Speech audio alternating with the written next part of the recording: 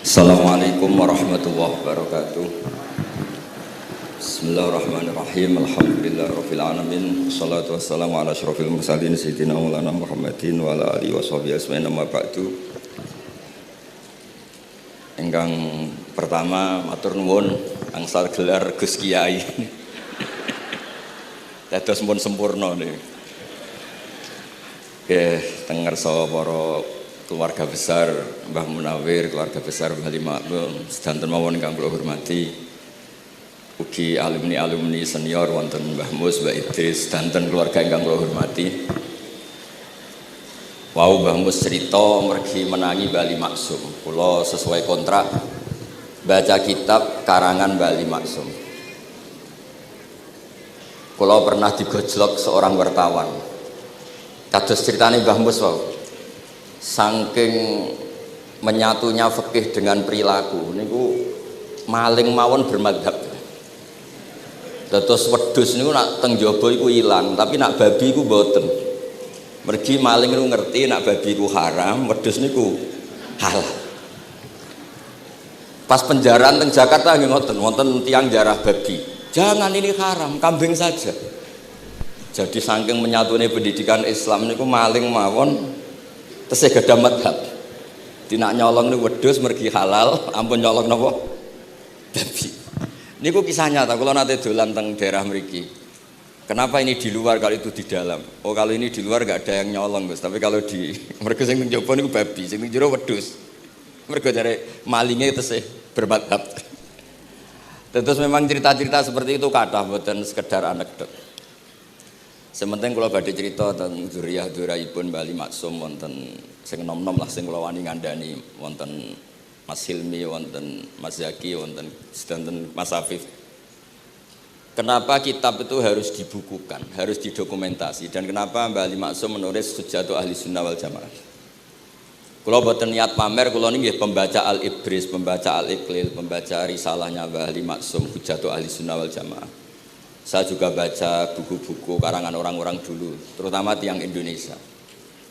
Karena Mbah Mun sering pesen wa ma arsalna mir rasulin illa bilisani qaumi. Jadi orang itu jadi rasul itu pasti dengan gaya atau budaya masyarakatnya. Termasuk wong desa niku hormat tamu. Nah ning kota niku bentuk hormatnya beda. Mulane wonten kiai desa muni fal yukrim jarahu iku nak ketemu tangga takok, nak ora takok sombong. Nak kiai kota walian, nak ketemu tangga aja takok, iku ganggu privasine wong. Dados makna ikram tetep tapi implementasinya bilisani qaumi. Orang kota itu kalau sering ditanya itu mesti protes karena privasinya terganggu. Tapi kalau di kampung itu suka ditanya karena itu dianggap keramahan. Makanya kula niku termasuk orang yang jarang bertamu. Mergi kula gadah trauma kalian kakakipun Gus Yofur Gus Kamil. Beliau berkeyakinan silaturahim itu sae. Dolani alumni. Bareng didolani assalamualaikum matur nuwun Gus rawuh. Niku alumni niku ilang, awan-awan Gus. Mergo kepengin hormat nyembelih ayam, ayame jek dolanan. Pitik itu teng desa kan pacare kuwathah, golekane angel. Bar salam niku ilang sampai sak jam. Bale runtusen, pitike mboten kecekel. Akhirnya ngapunten Gus mboten saged hormat, ngapunten mboten saged hormat. Itu bukti bahwa implementasi syariat Rasulullah itu juga harus dipikir. Ojo pepes seneng silaturahim, santri alumni melarat kerja teng pabrik jam 09.00 didolani. Akhirnya mikir, sitok kiaiku, sitok bosku. Nak hormat kiaiku diamuk bosku, nak hormat bosku gak hormat kiaiku. Hal-hal seperti ini kemudian melahirkan satu kearifan setiap kiai di era masing-masing. Terus kula mboten berargumentasi membela diri niku mboten, tapi memang bapak kula kesaksiane Mbah Mus, beliau teman bapak kula niku seneng silaturahim. Terian bapak ki sering dawuh teng kula. Sok kowe ya ora kaya aku. Mbah Mun ki sering dawuh teng kula, kowe ya aja kaya aku, wong beda zaman. Karena tadi dolan ning santri sing mboten enten, assalamualaikum terus ilang ngejar pitik awan-awan. Pitike nggih macam-macam kegiatane pitik. Intine mboten kecekel. Kemudian niki teng kanca-kanca teng adik-adik sing hafidz sing hamalatil Quran. Kula pesen belajar niku nggih, belajar sisi belajar itu harus cari sisi ekstrimnya. Kalau bolak-balik matur di berbagai kesempatan. Wow, kekhawatiran Mbah Mus kalau ada orang hanya kembali ke Quran itu memang bahaya sekali. Bayangkan kalau ada orang misalnya hanya mengharamkan al-jam'u bainal ukhtain, karena itu yang disebut Quran wa antasma'u bainal ukhtain. Jadi yang haram itu menikahi kakak dan adiknya, adik dan kakaknya sekaligus. Di situ tidak ada penjelasan perempuan dan budenya, perempuan dan mbahnya. Kemudian zaman Nabi Sugeng hanya ditambahi wala binal mar'ati wa ammatiha, wala binal mar'ati wa kholatiha. Dan tidak boleh menikahi perempuan plus buliknya atau budenya. Nabi sempat melarang. Karena kula sebagai lelaki niku jek masuk lah. Misalnya bojone jenengan umur 17 tahun, bulike umur selawe 17 jek mungkin masuk lah dalam definisi biologis itu masih masuk. Dan Nabi tidak pernah menambahkan wala binal mar'ati wa jaddatiha. Karena kalau istri kita umur 20, banyak mungkin umur 70. Itu kira-kira nggak usah dilarang, ya orang kepikiran. Jadi orang kepikiran ya rodok sableng. Nah, kemudian kalau hanya kembali ke Quran, nanti kita hanya mengharamkan al-jam'u bainal ukhtain, karena itu yang disebut Al-Quran. Wa antasma'u bainal ukhtain. Lalu lahirlah pakar-pakar balaghah. Itu disebut min itlaqil ba'di wa iradatil kul, yang disebut ukhtain tapi maknanya bainal mar'ataini sing bainahuma ada mahram atau ada mahramiyah. Antasma'u al mar'ataini sing bainahuma mahramiyatun. Jadi barokahnya ngaji sama ulama itu kita tahu duduk perkaranya. Ini lafadz yang mewakili atau lafadz yang sebenarnya atau lafadz yang simbolis. Lafadz simbolis itu saking mangkelnya Allah. Itu kalau ada orang salah itu disebut wa ja'ala minhumul qiradata wal khanazira wa abadat tauhid. Jadi kalau misalnya dalam penelitian tidak pernah ada orang yang dirubah Allah menjadi kera, menjadi babi, itu kita masih bisa menganalisis. Itu saking ibaratun an ghadabillah. Atau diistilahkan balaghah, ini tasbih yang balik sehingga ada itu tasbih dibuang. Jadi kalau orang Arab senang seseorang masih bilang Zaidun kal bakhri.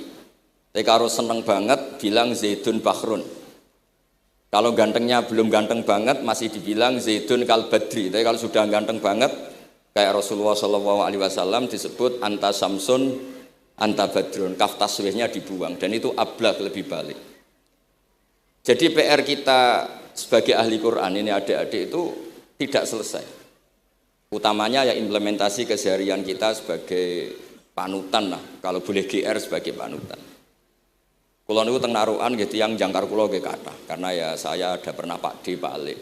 Kulo nggih tiap hari nggih teng Tegal nggih, malam pun terencanakan ambek uzlah dadi kulo niki pun matur Gus Afif. Niki kontrak kulo pun bar kitabe Bali ben diwaca putu-putune kok enak ngongkon wong liya terus. Terus ngengken tiyang ngeten iki yo rodok masalah saja. Jadi kitabe bae diwaca putune. Dulu itu biasa. Taqiyuddin As-Subki ngarang kitab disarai putrane. Dulu itu biasa. Imam Haromen ngarang kitab. Ya semuanya bapak ngarang disarai anaknya, anak ngarang disarai cucunya itu biasa dulu. Kalau sekarang enggak, mbahnya ngarang kula kan maca. Putune karek ngrungokno, nak cocok ya dilem, nak ora dikritik. Terus saya minta ya, tradisi kula niku mboten sombong. Di hallnya bapak itu saya tiap hallnya bapak mesti baca kitab. Mboten nate ngundang sinten-sinten. Perkarane tiyang NU niku ora usah diundang wis teko. Mboten wonten undangan sing teko mun kuwatah. Mbok saking senenge wong alim, mbok saking senenge bingung mboten ngerti, pokoke ora diundang teko. Ya akhirnya kula bingung ora hormat iku dosa. Hormat iku sing teko iku ninggal kewajiban ngurusi bojone timbang ngurusi bojo ribet nekani hall. Timbang mulang madrasah buncahe buling-buling bisa ora sithik nekani hall. Terus kadang-kadang tiyang lunga niku nggih pelarian mboten mesti hormat. Niku penelitian niku sampean cek. Terus niki kula cerita pentingnya belajar Quran. Kemudian tradisi kita termasuk tradisi Bali Mbah Munawir. Kula tahu banyak lah tentang cerita Mbah Munawir karena nggih bapak saya itu hafal Quran, mbah saya hafal Quran dan di antara sanadnya pasti lewat Mbah Munawir. Quran di Indonesia itu kalau enggak lewat Mbah Munawir di antaranya lewat Kiai Said Sampang. Sekarang sudah generasi ketiga kalau enggak keempat yang sekarang kalau enggak salah Kiai Rafiq bin Mansur bin Kiai Said.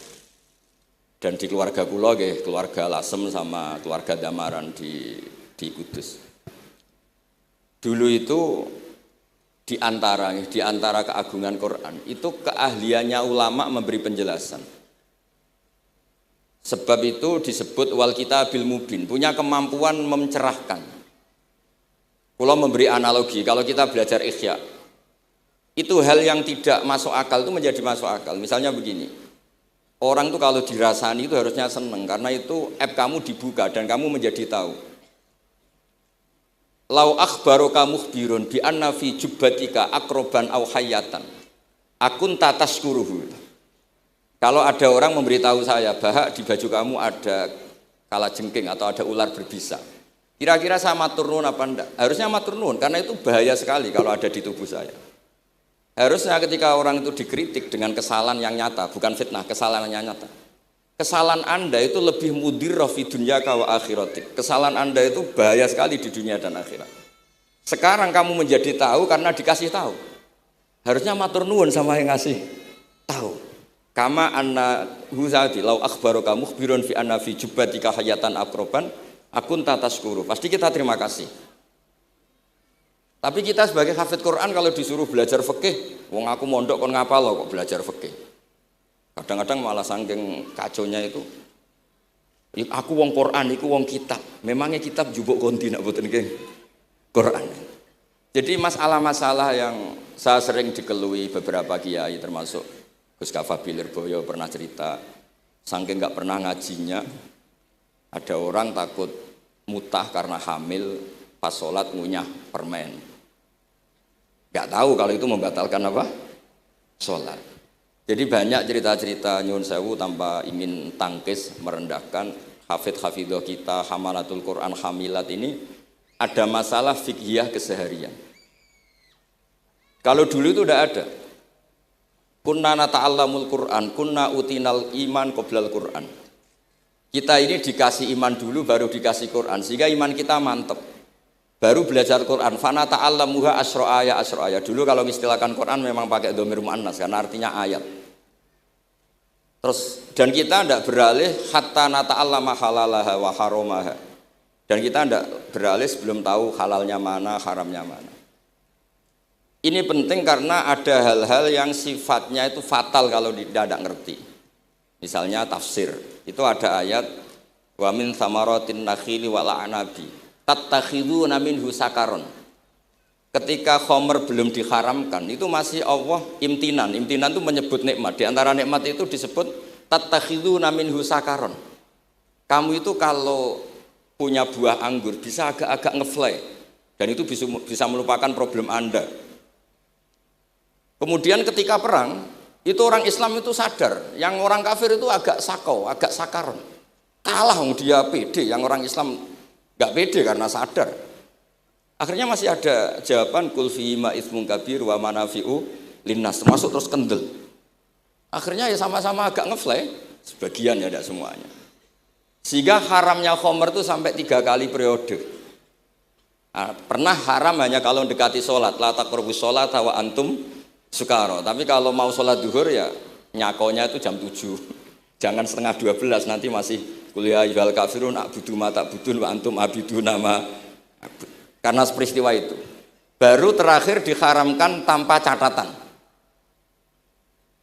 Nah hal-hal seperti ini misalnya saya ini Mbah Mus sering ngendikan, Pak Kures juga sering ngendikan, saya tidak percaya terjemah, kata Mbah Mus. Ya karena kalau terjemah itu berdiri sendiri, ada ayatun mansukhoh atau ahkamun sing mansukhoh atau hukmun sing mansuh. Kebetulan anak ini belajar yang mansuh, dia tidak ngerti nasihnya, yaitu terus dipegang. Katanya memegang Al-Quran. Padahal hukum itu sudah diganti sama Allah Ta'ala, disebut nasah mansuh. Sehingga dulu kalau Sayyidina Ali ngecek beberapa masjid, ada guru atau ustadz, kamu pengajar Quran iya. Apakah kamu ngerti nasah mansuh? Enggak. Jawabnya Sayyidina Ali, halakta wa ahlakta. Kamu sendiri rusak dan kamu merusak orang lain. Nah, ketika di Kerapia itu ada Mbah Ali Maksum. Mbah Maimun itu sering cerita ke saya. Dhisik iku hak Mbah Munawir saking kepingine santri Quran yang ngaji kitab. Iku kalau ada santri Lirboyo atau santri mana mulang muin itu Mbah Munawir ikut. Sebagai percontohan ben santri-santri itu seneng ngaji fikih. Terus kata Mbah Mun, saking kesemseme Mbah Munawir iku ambek wong alim, delalah besanan wong alim. Dulu Mbah Zaini pernah angsal keluarga Lirboyo. Sehingga beliau punya dzurriyyah teng Lirboyo. Terus besanan kalian Mbah Maksum. Nyai Hasyim angsal Bali Maksum. Sehingga terus di Krapyak itu banyak orang-orang alim. Tapi terus Mbah Mun cerita kabeh ono regane, Bali Maksum terus populer sebagai alim alama. Sehingga yang ke Krapyak itu ya ora pati niat tahfidz, niate ngaji kitab. Singkat cerita di era itu ada Ki Abdul Qadir, tapi pondok Krapyak Bali Maksum terlalu populer sehingga terkenal ngaji sorof Bandungan. Sehingga dulu di Indonesia itu ada sorofnya Mbah Ali Maksum, ada sorofnya Mbah Maksum Ali Kuaron itu. Nah yang sorofnya Mbah Ali Maksum ya fa'ala yaf'ulu uf'ul. Kalau sorof di Mbah Maksum Kuaron fa'ala yaf'ulu fi'lan. Yang satu ngikuti fi'il itu ya harus jejer fi'il, yang satu ngikuti jurumiyah. Kalau yang dikatakan masdar itu sing yaji'u salisan, yang datang ketiga dalam tasrifnya fi'il. Sebab itu terus tradisi sorof tadi yang dalam latihan munakosah tadi diteskan anak-anak. Itu memang penting karena kalau kita nanti belajar sab'ah, sorof itu segala-galanya. Misalnya qiraatun Nafi' itu bacanya fala yuhzinka qauluhum. Karena beliau berkesimpulan kalau khazana yahzunu husnan itu susah. Bukan menyusahkan. Yang makna menyusahkan itu af'ala yuf'ilu ifalan. Sehingga qiraat apa ya antara fala yuhzinka qauluhum sama fala yuhzinka qauluhum. Tapi Imam Asim cara berpikir secara riwayat tentu qiraat itu sunnatun muttaba'ah. Banyak lafadz yang sudah seperti itu sudah mutaaddi kayak kota layak tulu kotlan itu kota lahu bukan akta lahu. Sehingga beliau menganggap khazanah yahzunu sudah mutaaddi binafsih jadi nggak perlu dibaca fala yuhzinka qauluhum cukup dibaca fala yahzunka qauluhum. Dan saya berkali-kali matur teman-teman yang mengkaji Quran kafa ayak fu'ukuf'an itu bacaannya Imam Nafi' karena memang yang maknanya mukafa'ah itu mahmuslam. Tapi orang Quraisy itu enggak suka hamzah. Sehingga ditakhfif menjadi kafa ayak fa'ukufuan. Meskipun mereka tahu kalau itu mahmuslam. Nah Imam Asim di beberapa bentuk fi'il itu masih memahmuskan. Misalnya Allahu yastahzi'u bihim. Di isim fa'il juga mustahzi'un. Tapi kalau masdar beliau bacanya huzuan, kufuan. Padahal di fi'ilnya bukan nabiyun, tapi nabi ibadi anni anal ghafurur rahim. Tapi di nabiyun jadi nabiyun, harusnya kan nabiun. Fa innan nabiyya man naba'anillah. Dikatakan nabi itu orang yang menceritakan ketentuan Allah. Harusnya nabiun. Jika qiraatun Nafi' ya tetap wan nabiin, ya ayyuhan nabiu. Nah, berkahnya Mbah Munawir orang terus menjadi tahu qiraat sab'ah. Dan berkahnya Mbah Ali kemudian orang tahu duduk perkaranya. Kalau nabiun dari nabiun bimakna man akhbaro anillah. Dan terus berkahnya wow, kalau saya boleh GR berkah Gus Gofur kula berkah ngeten-ngeten iki duka Kiai Peres napa Kiai media iki mboten roh. Berkah ini terus kula ngomong terus. Saya tidak khawatir salah, bukan karena saya maksum ndak. Wong Islam pun pinter. Nak bener minallah, nak salah kok Gus Bah. Jadi kula niku madlum. Jadi penak wong Islam niku penak. Kula nu sering tahajud nak ndonga ya Allah, kula niku pede mawon nerangno Quran. Mergo tiyang Islam pun sae. Nak bener jare jenengan, nak salah kula. Lah nak kula sing salah nggih sederhana mawon. Kula abdun, kula kawula, kula nak ndonga nggih Rabbana dzalamna anfusana. Sebelum disalahkan orang juga saya sudah merasa salah. Wa akharuna atarafu bi dzunubihim khalatu amalan sholihan wa akharuna wa sayya. Mulane kula suwun kangkang mbak-mbak sing khatam Quran pede mawon. Bahwa yang Anda lakukan menghafal Quran itu sudah benar. Meskipun Anda tidak sempurna, misalnya Anda tidak paham, Anda tidak bisa melakukan. Khifdhu kalil Quran wa al-khifdullah. Kamu menghafalkan Quran itu sudah menjaga lafaz-lafaz Quran. Sehingga lafaz Quran tetap mutawatir, lafaz Quran tetap ma'ruf, tetap masyhur, sehingga ketika ada yang memasukkan Quran konangan. Tapi kalau yang hafid sedikit, lam yablugh adadat tawatur, takutnya kalau ada yang menyalah, ada yang apa, itu tidak diketahui. Ini barokahnya hamalatul Quran sing aksar wa aksar, itu kita terjaga. Nah, itu yang dimaksud Mbah Mus, Quran itu harus jadi budaya. Ning desa iku wong ra salat lah. dengar ada warung ayamnya tiren nggak disembelih itu tidak mau makan, haram. Padahal dia ini rasolat itu lebih dari haram. Tapi tetap nggak mau makan ayam tiren. Nggak sholat disuruh makan babi ya nggak mau, haram. Sampai tadi yang nyolong saja milih wedus bukan meleng babi, karena babi itu haram. Jadi saya pernah digojlok sama wartawan, Pak Bahak, wah fikih Indonesia itu hebat, sampai maling saja masih pakai fikih gitu. Jadi kalau nyolong itu milih yang halal bukan yang haram. Bon niku bentuk hormat kula teng keluarga Mbah Ali, bentuk hormat kula teng Mbah Mus teng sedanten keluarga niki kula badhe maos kitabipun Mbah Ali. Kula pancen pengagum kitab-kitab yang dikarang orang Indonesia. Mereka kita anggap niku lebih aplikatif lah, karena dikarang orang yang trauma dengan Indonesia. Kemudian setelah trauma ingin membenahi Indonesia. Misalnya jenengan ngertos sesajen, mbok haramno iku tradisi, mbok barno iku sawangane kok dekati sirik ning pinggir wit gede. Akhirnya dimodifikasi wis mangan-mangan, kumpul-kumpul tapi tahlilan. Lah mosok tahlilan la ilaha illallah barani kalimatu syirkin. La ilaha illallah itu kalimatu syirkin kalau dilafatkan di bawah pohon. Terus piye logikane ku piye? Kula bolak-balik matur. Hadhil kalimah sara bihal kafiru mukminan. Fa kaifa saral mukminu kafiran juga bihadhil kalimah, itu logikanya enggak ketemu. Orang yang kafir puluhan tahun saja sekali melafatkan la ilaha illallah Muhammadur Rasulullah, qul lil ladzina kafaru iyantahu yufar lahum ma qad salam. Selesai, sara mukminan. Bihadhil kalimah. Kemudian kalimah yang sama ketika kita baca dianggap kita ini kafir juga bihadhil kalimah. Akhirnya dengan modifikasi khas Indonesia, kearifan Indonesia, tetap sesajen tapi tahlilan. Tetap melakukan hal-hal Jawa tapi dimodifikasi menjadi Islam. Kalau kita misalnya orang modern nggak ingin mengganggu orang lain yang kita tamui, gampang dalilnya. Ada ayat la tadkhulu buyutan ghaira buyutikum. Kamu jangan sowan ke orang lain atau dolan ke orang lain. Hatta tastanisu. Ukurannya bukan salam dulu, bukan hatta tusalimu, hatta tastanisu. Jika kamu merasa nyaman, kamu bisa ngukur tingkat akrab kamu. Kamu bisa ngukur jamnya orang itu. Kamu bisa ngukur kebutuhan orang itu. Butuh saya enggak? Kenapa mertamu pengen kei duit bebas jam? Atau kamu orang cantik yang kamu tamoni sing seneng kue bebas jam? Tapi aku apa nagih hutang. Mertamu orang yang kamu tagih itu mesti kamu dianggap problem. Atau mertamu orang yang enggak akrab di jam istirahat, tentu kita dianggap problem. Makanya ukurannya Quran tuh hatta tastanisu. Kamu merasa nyaman, istiqnas itu nyaman, enjoy. Kayak saya dolan di Gus Zofur kan akrab mulai kecil teman saya. Mungkin bisa ngabaikan jam. Tapi kalau saya dolan di kiai yang enggak kenal saya, mungkin kedatangan saya dianggap problem karena di jam tertentu. Saya harus mikir, kayak apa hebatnya Quran ketika bikin aturan la tadkhulu buyutan ghaira buyutikum hatta tastanisu. Setelah nyaman enggak apa-apa waktu salimu, jangan salam dulu. Istiqnasnya enggak kena, salamnya geger. Akhirnya banyak kiai keselak. Assalamualaikum pas makan, enggak dijawab Assalamualaikum.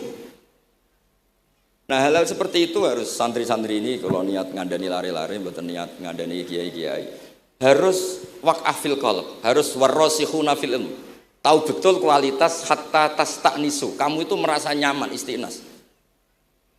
Kemudian rasa nyaman ukurannya apa ya? La dororo wala diror. Kamu tidak ganggu diri kamu sendiri, juga tidak mengganggu orang lain. Sehingga setelah itu semua baru watu salimu ala ahliyah. Nah, andai kan kita ya tadi Dawe Mbah Mus, kita semua sudah seperti itu. Kalau bertamu di orang ya kita ngukur tingkat akrab kita, tingkat dibutuhnya kita. Sehingga di tradisi NU itu ya dolan kiai pendak diundang karena itu pasti diinginkan. Wong kula nate diceritani pernah misanani Mbah Mun. Kula nate Gus ditiliki Mbah Mun mboten seneng. Kena apa? Beliau pas khutbah Mbah Mun rawuh delalah Mbah Mun jarak salat ning saf awal. Bar niku tiyange meruntus meriang. Karena khotib tuh harus naik ke mimbar kudu ngandani takwa usikum wa nafsi takwa. Teng isore niku Mbah Mun. Walhasil terus loro terus wan yai. Mbah, nak dolan nggih dikira-kira, ampun pas Jumatan. Semenjak niku Mbah Mun Mbah Sahal niku nak Jumatan teng mburi. Mbah Sahal niku kalau Jumatan itu sudah komat gelar, beliau keluar dari mobil serenane niku. Miyos terus salat terus kondur. Kalau dulu janggal iki wong alim alama nak salat kok mburi. Ternyata itu enggak ingin jadi problem bagi khotib. Jenengan iso bayangno khutbah teng ngarepe Mbah Mus, terus kula munggah ngeten nyekel tongkat, usikum wa nafsi fi taqwa. Terus apa ya? Akhirnya terus kula niku kan jare wong akeh, mbotenan Bu. Ora jare wong akeh ora rada iso ngaji. Kula nek Jumatan niku guri gara-gara diceritani niku. Ternyata khotibe ge cerita kula, matur nuwun Gus, pokoke nek pas Jumatan aja ketok. Dianggap musibah, kedatangan kula dianggap musibah. Nah, hal seperti itu ya ukurannya gampang, kata napa? Tastanis. Pun niki kula maos terakhir niki, padha niki Gus Ilmi, Gus niku sing Gus Hafiz pokoke sing waris-waris niki. Niki cerita kemarahanipun Bali Maksum ngadepi firqah-firqah kelompok-kelompok sing mboten jelas nih. Oleh ngendikan niku kula masih ingat karena saya khatam kitab ini itu 2 kali.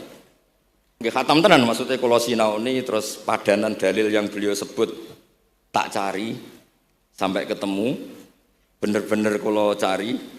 Ya saya ulang lagi. Dalil padannya kula cari terus emosi-emosi beliau juga tak tulis. Karena beliau di antara yang diceritakan itu sampai ngendikan wahal bi jununun, kata beliau, apa saya ini sudah gila ketika saya fatwa misalnya orang nggak boleh ziarah Rasulullah Shallallahu Alaihi Wasallam. Itu artinya menghalangi orang ketemu nabinya. Makanya bener Mbah Mus tadi ada orang tuh debat wiridan itu sunat atau ora, dalile piye. Terus ada orang yang provokasi gini, kamu dikatakan bid'ah setelah sholat gak wiridan, kowe iku ben ora nyebut Allah. Terus kepikiran matur kula, wis Agus bar salat itu pokoknya aku wiridan. Cek bid'ah cek ora, wong kok ora oleh eling Allah. Wis gak usah dalil-dalilan. Dadi pertama diprovokasi, wiridan model ngono iku ora ono sanate, ora ono hadise. Singkat cerita orang ini meninggalkan wiridan. Terus ketemu orang NU yang kebetulan rapati iso ngaji tapi pinter logika. Kowe ora tau wiridan saiki nek bar salat, ora tau, gak ada hadisnya gini-gini. Kowe iku dibodoni, ben kowe iku ora tau nyebut Allah, ora eling Allah. Muring-muring tiyang niku. Akhire anggere bar salat wiridan. Mboten dalil-dalilan cara Mbah Mus, mboten dalil-dalilan. Lah niki nak cara Mbah Maksum istilahno betapa kaconya orang sing yahulu bainahu wa baina nabi. Memisahkan orang itu dengan nabinya Muhammad sallallahu alaihi wasallam. Kata Mbah Ali, walazima kadzalik ayyakuna ulamaul Islam min awali hadil umma ilal yaumi fi khata'in azim haitsu annahum ya'taqiduna fi kutubihim ad-diniyah al-abwab wal fusul yadhkuruna fiha ziyaratahu sallallahu alaihi wasallam. Kata beliau, wa inni bima ahmidu min laqabi kiai amuru wa usaddidu fil amri kullu mu'minin ayasudda rahlahu tariklahu ila ziyarati. Jadi beliau sendiri di sini juga dan saya atas nama sudah diberi gelar kiai memberi fatwa begini. Jadi di kitab Syajaratul Ma'arif itu ada babu dzikri rajul manaqiba nafsi. Orang itu kadang harus sombong, menyebut kelebihannya sendiri. Kayak Nabi Yusuf ngendikan inni hafizun alim. Nabi Sulaiman juga ngendikan wa utina min kulli syai'. Itu bukan sombong, tapi cara beliau untuk memaklumatkan. Saya belum pernah merasa ahli tafsir. Tapi kan kita khawatir kalau ada tafsir yang cara Mbah Mus tadi kiai produk sendiri. Akhirnya kalau mau tafsir, saya pernah ngaji Mbah Maimun, ngaji Bapak, saya baca kitab Al-Ibris, baca Al-Iqlil, baca terjemah Kemenak, baca terjemahnya Pak Kures, baca terjemahnya Imam Sa'rawi, baca banyak lah yang saya baca, termasuk membaca kitab-kitab dulu mulai tafsir Tobari, tafsir apa saja yang saya bisa tak baca. Bukan karena saya merasa tahu enggak, tapi kayak apa umat ini kalau dapat ilmu dari orang yang tidak kredibel. Kalau misalnya itu sombong, nah sekarang dokter gigi juga nulis, dokter gigi, dokter jantung. Itu kalau nggak nulis ya nggak tahu kan barokahnya. Makanya kalau suwon santri-santri misalnya jenengan ahli takrib itu semua untuk rumah, ahli takrib medium, spesial bab ibadah. Nanti yang nggak pati pinter ya spesial mandi junub, nggak apa-apa. Yang penting orang tahu kamu keahliannya di mana. Daripada kamu nggak memaklumatkan, kemudian ada orang lain yang nggak pernah ngaji memaklumatkan seakan-akan paling tahu Islam. Terus menjadi mahatus soal, menjadi marhalur rijal. Kayak apa? Islam mau dikemanakan? Semua ulama dulu biasa ngendikan ma adkhaltu fi kitabi hadza illa shahih, kata Imam Bukhari. Yang saya masukkan di sini semuanya hadis sahih. Dan sebelum saya masukkan sholaitu rakaatain, saya sholat dulu. Semuanya menggaransi kitabnya. Makanya di Syajaratul Ma'arif ada babu dzikri rajul manaqiba nafsi. Yaitu ketika Nabi Yusuf menghentikan inni hafizun alim. Nabi Sulaiman menghentikan wa utina min kulli syai'. Wal anbiya kulluhum yaqulun inni lakum nasikhun amin. Semua nabi pasti maklumatkan diri inni lakum nasikhun amin. Saya ini penasihat terbaik, nasihat yang bisa dipercaya. Kemudian ketika ada zamanul khiddi, zaman hasud, zaman orang enggak fair, seakan-akan seperti itu tuh keangkuhan. Coba Mbah Bisri menamakan kitabnya itu Al-Ibris. Al-Ibris itu apa? Emas yang murni. Makna saya cari di berbagai kamus maknanya Al-Ibris itu emas yang murni. Kayak apa? Semua kitab juga dinamai dengan nama-nama keren. Al-Iqlil, Al-Ibris, Fathul Bari. Jadi enggak apa-apa. Kayak ini juga dinamai Hujjatu Ahli Sunnah wal Jamaah, argumentasi mazhab Ahli Sunnah wal Jamaah. Kalau teruskan sampai beliau ngendikan wahal bi jununun hatta usdiro amri lil mu'minin Allah yazuru rasulahum wa waliya ni'matim alladzi lahu fi unuqi kulli mu'minin minna. Masa saya ini menjadi gila karena menfatwakan orang Islam tuh enggak perlu ziarah ke Rasulullah sallallahu alaihi wasallam. Terus kata beliau, la yadri madza yaf'al annahu yaqulu baina ibadillah wa baina rahmatillah. Fa innahu sallallahu alaihi wasallam rahmatullah lil alamin. Fal ya'rif dzalik ulaikal maniun liya'lamu fi ayyi mauqifin hum.